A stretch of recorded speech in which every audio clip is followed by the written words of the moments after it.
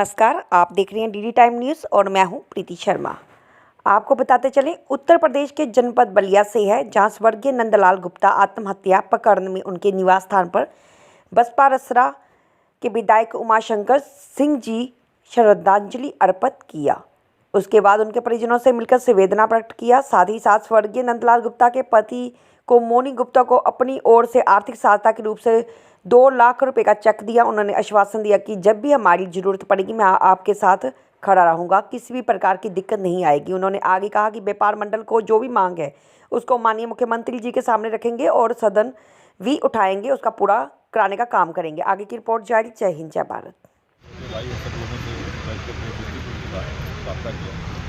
और उनको इस बात के लिए आश्वस्त किया कि जो उनकी मांगें हैं तो उनकी मांगें तो प्रमुख मांगें उनकी है कि जैसे मान लीजिए इस बात को कहते हुए नंदलाल गुप्ता ने लाइव डिसाइड किया कि हमारे घर को ज़बरदस्ती मुआहदा करा लिया गया और मुझे लगता है कि उससे वह ज़्यादा दुखित होकर के अब हम घर वालों को, बच्चों को, परिवार को क्या जवाब देंगे, इस वजह से उन्होंने सुसाइड किया। मैंने कहा कि अभी हाउस चलने जा रहा है 20 तारीख से, तो मैं इस बात को रखूँगा कि जो लोग भी इस तरह से ज़बरदस्ती उनके घर को मुआहदा कराए हैं उसको निरस्त करें। दूसरा, हमारी माननीय मुख्यमंत्री से हाउस में मांग होगी, व्यक्तिगत हम उनके लिए भाई इनके तरफ से आग्रह भी करेंगे, एक विपक्ष के होने के नाते अपनी आवाज़ भी उठाएंगे कि आप उनके परिवार को आर्थिक मदद के रूप में 50 लाख रुपया दें और उनकी पत्नी पढ़ी लिखी पत्नी हैं, BA ऑनर्स हैं, उनको कहीं न कहीं समायोजित करें जिससे कि उन 2 छोटे बच्चों की परवरिश हो सके। और तत्काल के लिए वो परिवार, मान लीजिए ये ब्याज से उतरस्त थे लोग, उनके पास ब्याज देने का पैसा भी नहीं रहा होगा, तभी वो सुसाइड किए। तो मुझे उचित लगा कि कम से कम परिवार अपने आप में स्टैंड ले, परिवार अपने आप में खड़ा हो जाए, उसके लिए मुझे भी कुछ मदद करनी चाहिए। तो मैं आज अपने तरफ से निजी तौर पे मैं उनके परिवार को, उनकी धर्मपत्नी जी को 2 लाख रुपये का चेक दिया हूँ कि तब तक आप जब तक सेटल होइए, जब तक आप अपने बच्चों की कहीं से ऐसा ना हो कि बच्चों की फीस बिना पढ़ाई टूट जाए, बच्चों के कापी किताब बिना या बच्चे कहीं टूट न जाएँ, इसलिए मैंने दिया कि आप अपने आप को स्टैंड करिए। बाकी की लड़ाई हम लोग लड़ेंगे, आपको और मदद कराया जाएगा।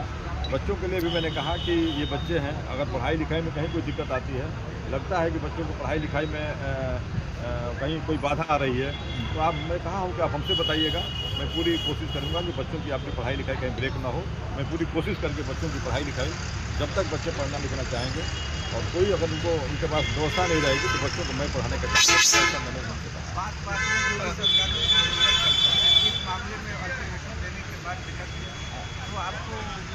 नहीं, ये हमें जानकारी मिली, हमने भी आपके मीडिया के माध्यम से सुना था, वहाँ अनाउंसमेंट किए गए। इसी रूप से जो लोग ज़बरदस्ती मुआहदा कराए हैं, उनको पीड़ित उनको मतलब टार्चर कर रहे थे, उनके खिलाफ कार्रवाई होनी चाहिए।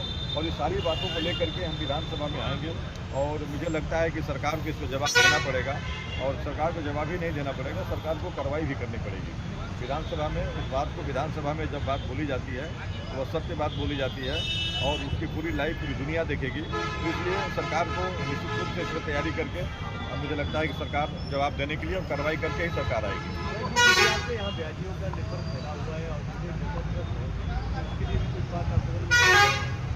अभी तो मैं सुना, अभी आप ही लोग न्यूज़ के माध्यम से सुना कि SP साहब का स्टेटमेंट था कि मैं एक वो अलग से सेल बनाने जा रहा हूँ, एक अलग से इस तरह की जो है हेल्पलाइन, हाँ कुछ ऐसा था उनका, एंटी या क्या मैंने कुछ इस तरह से है, तो उसका मकसद ही वही हुआ। मुझे लगता है कि सब सारी चीज़ें कहने से नहीं होगा, इसको अमल करना पड़ेगा, इसको अमल में डालना पड़ेगा, तभी जा करके समाधान हो पाएगा।